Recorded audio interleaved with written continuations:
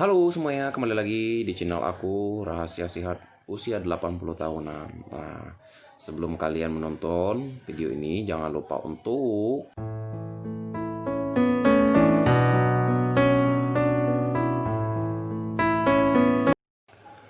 ya, halo, kembali lagi sama aku Aprianto.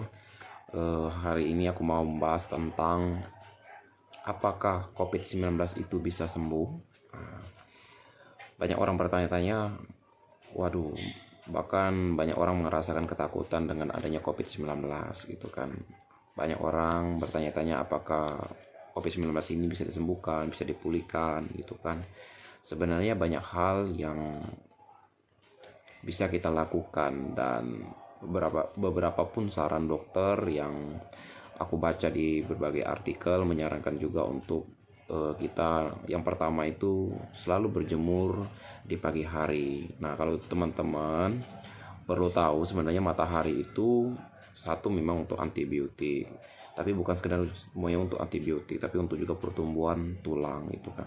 Karena memang matahari itu baik untuk tubuh kita di pagi hari gitu kan. Nah, banyak orang itu kan malas yang namanya berjemur, nggak tahu lah, mungkin ya takut hitam gitu. Nah, salah satu itu adalah hal alternatif yang bagus dilakukan, dan ini juga adalah saran dokter gitu kan.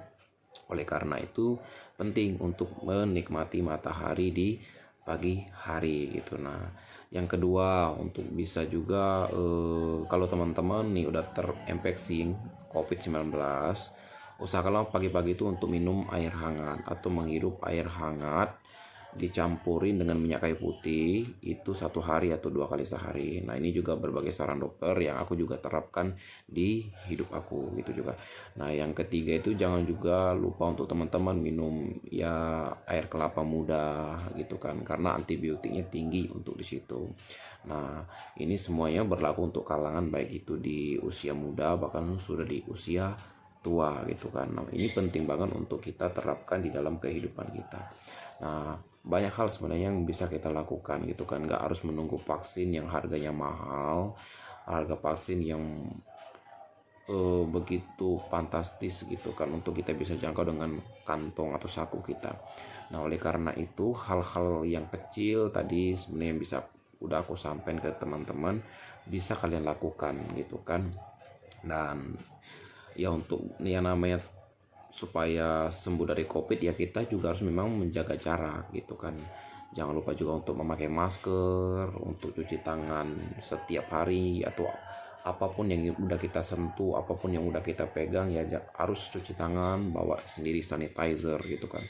Nah, terus ya memang kita harus menjaga jarak dari keramaian, kerumunan, nah gitu kan, supaya kita tetap sehat. Nah, gitu kan. Ya, karena itu penting banget untuk kita lakukan gitu kan. Karena kalau tidak demikian ya kita bisa terpapar COVID. Nah, gitu. COVID-19 ini nyata, bukan bohongan, bukan juga